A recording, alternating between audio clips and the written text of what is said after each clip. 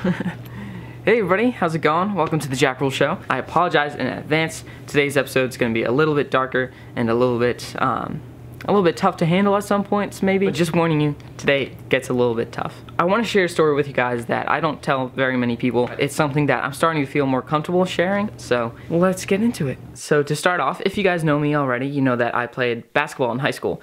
I played freshman year, and then sophomore year I played JV. And something kind of came up in my life the middle of sophomore year. In the middle of the basketball season, I got elbowed in the back by one of my teammates. I took an elbow in the back and I kind of got this bruise that didn't really go away for a while. It just wouldn't go away, and it made playing really, really hard. And for some reason, it just wouldn't go away, where no matter what I did, no matter what stretches, anything like that, I just couldn't get comfortable. And it got to the point where I couldn't practice, I couldn't play. It was just too difficult to do anything because it was just limiting me. So my parents took me to this ER and I got x-rays, and I found out that I have something called scoliosis. And if you don't know what scoliosis is, it's when you have a curve in your spine. So most people's spines look straight like this, but my spine went straight and then it had a little curve in it and then it went straight, which is not what's supposed to happen. Which most people can have a curve of 3 or 4 degrees and they'll be fine. But for me, I had a curve of 25 degrees, which was a lot. And so I didn't really know what to do, but it was getting worse. So my parents and I figured out a couple different options we could do, but eventually we decided on this hospital in Philadelphia called Shriners Pediatric Hospital for Children, I believe. And so I went in and I met with some of the doctors, and this is something I did pretty much every 2 or 3 months for the next 2 years until senior year of high school. I met up with them, I got x-rays, I told them how I feel, if there's been any development, and I basically had checkups every 2 or 3 months. And these checkups were not fun. I would have to leave my house at 5 or 6 a.m., miss school until probably 1 p.m., and I would have to go to Philadelphia, go into this hospital that's a little bit depressing, and just sit there waiting for the doctors to show up, and I would just have to go through the motions of getting these x-rays to find out if I had more of a curve or not.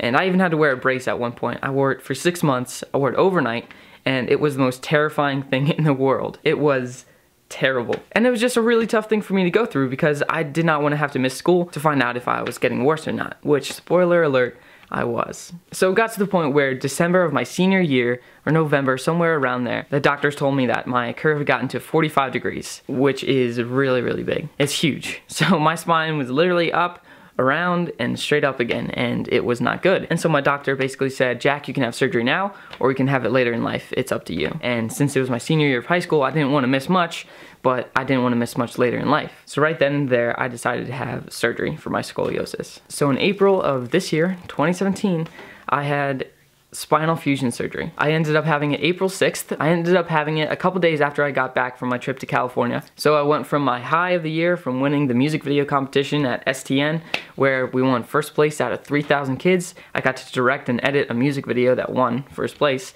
And I went from that to straight up having surgery on my spine, where they basically went in and installed a 10-inch titanium rod next to my spine to hold it straight. Fun stuff, right? So I was told that I was gonna be in the hospital for up to a week, out of school for up to 6 weeks, and then out of sports or activities for up to 6 months. So April 5th, I went into the hospital. I spent the entire day doing tests, doing motion capture, just getting everything tested and doing all these surveys and everything just to kind of record who I was at that moment, and it was scary. And as weird as it is to say this, it kind of felt like Katniss Everdeen the day before the Hunger Games, where I had no clue what was coming for me. I had never had surgery before, but I knew that this was serious. So I had the surgery. I was in the ICU for I think half a day or a full day or something like that. I came out 2 inches taller, which was cool. So I was 5'6" before my surgery.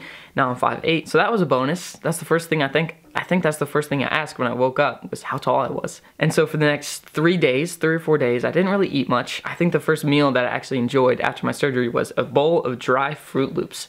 That was just the greatest thing in the world to me because I didn't throw it up or anything like that. They had me on so much medication, so much morphine, all that kind of stuff that I could not hold anything down. I actually ended up losing 7 pounds after my surgery, which, by the way, I have gotten back, so don't worry about that. But yeah, I lost 7 pounds. I lost pretty much all my motivation because I couldn't move. I mean, I could move. They had me walk around, they had me do some stairs, and the day after my surgery, they had me walking around. I was better. They fixed most of my scoliosis. I think now it's down to like 15 degrees or 10 degrees, something like that. So it's not as bad as 45. So I ended up being in the hospital for 4 or 5 days. It wasn't too bad because I had free food. I could watch TV on my laptop. I think I got to watch a lot of Brooklyn Nine-Nine, which was nice. It was just kind of tough because the one day that most of my family came and visited, I was just wrecked. It was just really tough because I like being the strong figure. And I don't like to have people see me in a mode of weakness, but for everyone that stopped by, they saw me like this, and they saw how incapable I was. And it was tough. So I'm fresh out of this life-changing surgery. I ended up getting to go home after 4 days in the hospital. 4 or 5 days, I think, which was great because I got to go home. The first week after I came home was probably one of the hardest weeks of my life, just because of how limited I was. And if you know me, and if you've seen any of my content, you know how active I like to be and how much I love to work and do what I love. But the hardest thing about this surgery was that I was asked to be still and to not move from a couch unless I had to go to the bathroom or eat. And for me, it was really tough because you guys know how much I love to be active. And so it took me 3 weeks to get back to school, which they told me I wasn't allowed to go back until after 6, but it was senior year and I didn't want to miss out more than I had to. So I went back to school after 3 weeks, and thankfully most of my classes were my film classes, so I didn't really have to sit in hard chairs most of the time. But it was really tough just living and walking and standing and sitting, and laying in bed was the hardest thing. Let me show you how I had to do things. So after I came home from my surgery, this is pretty much where I slept. I slept down here in my basement at home. But here's the worst thing. After my surgery, I had a 10-inch titanium rod in my spine, so I couldn't move like this, I couldn't move like this, and I couldn't move like this. So I had to do everything like this. I had to turn, rotate, sit down like this, and then lean over on my side and roll. And that's how I had to do everything. I couldn't do this where I sit down and I kind of fall on my bed like I normally do. Everything had to be in X's and Y's. And if I slightly moved like this, or like that, or like this, it would send waves of pain through my entire body. And I would physically feel awful. And it would just kind of shock me in a way. So I had to do everything in X's and Y's, and I couldn't move like I normally can. If I got a seatbelt on, I had to reach my arm back like this and drag it, and then pass it to my other hand, and then click it in. And it was just the worst thing in the world. It was the worst thing. I wouldn't wish it on my worst enemy because I literally felt helpless. I felt like I couldn't do anything. But the main thing to know about this surgery was that I wasn't doing it alone. My mom and my dad were with me every step of the way. My family was with me.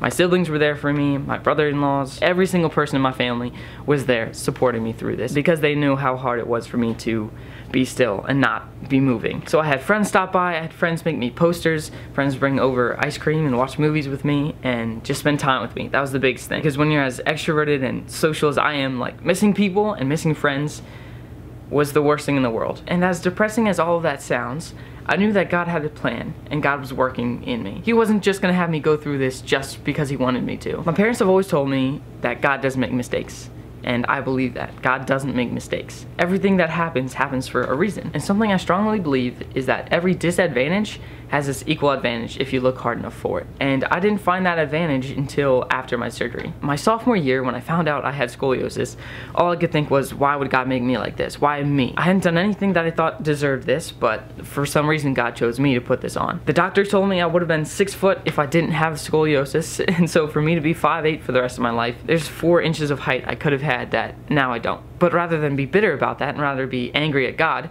I realized that this disadvantage has its equal advantage. I just need to look hard enough for it. So if God doesn't make mistakes, and there's a good reason that this is happening to me, let me find it. And I didn't find it until I went back to high school. So like I said, I went back to high school 3 or 4 weeks after my surgery, and immediately everybody asked me like, Jack, where were you? Why were you gone for so long? And rather than say, oh, I was out because of surgery, I found that I had an opportunity to share my testimony and share my story with people and tell them how Christ has changed my life. And so I told anybody who would listen, I told them my story.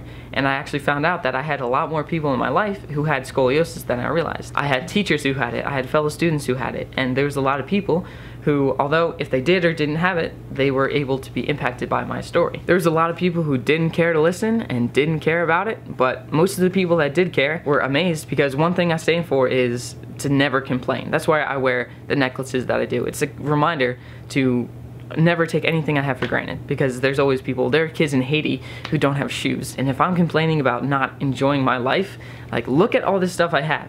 Look at the family I have. I should never complain. I do not have a single thing to complain about. So I just found that this was my way to tell my story. And the following summer, I went on a missions trip to the UK, and I had an opportunity to share my testimony in front of the whole group.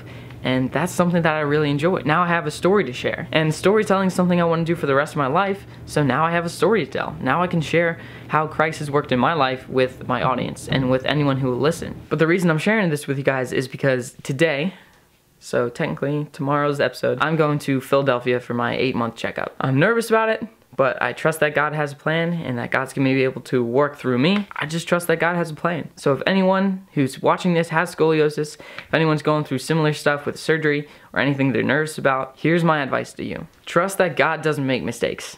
He made you exactly how he made you because he has a plan for you. And he designed you exactly as he wanted you to be. So rather than being upset with how you're made or how you look for ways that you can use the talents and the gifts that God's given you for his glory. So trust that he has a plan. Trust that he made you exactly as he wanted you to be. And just know that you aren't alone with anything you're going through. If you don't have family, if you don't have friends, you have me. Just leave a comment, message me, find me somehow. Any way you can contact me, I'll be there for you. Because I appreciate having people who are there for me too. And I want to be able to give back to you guys. So that's what I'm up to today. Sorry to say it was kind of a heavier episode. It's a lot to take in, and it's kind of tough for me to get through this, and it's kind of tough for me to tell my story through this, but I feel like that's something that I really wanted to share with you guys, because I think my story is one that can inspire people. And as Steve Prefontaine says, to give anything less than your best is to waste the gift. So I'm trying to give you guys my best every day. So thank you for watching. Make sure to hit that subscribe button if you haven't yet. And as always, be awesome. So guys, how's it going? I'm here with Mom.